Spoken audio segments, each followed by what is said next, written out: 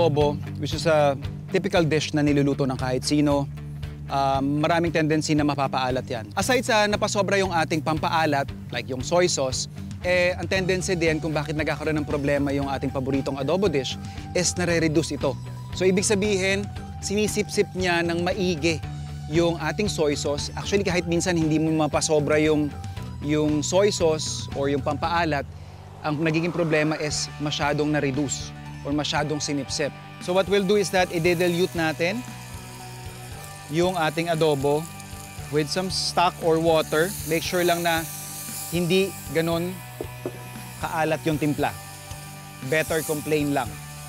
So ang magiging concern mo na lang dito is, chef, paano yung lasa? Sayang. What you do is you save yung excess.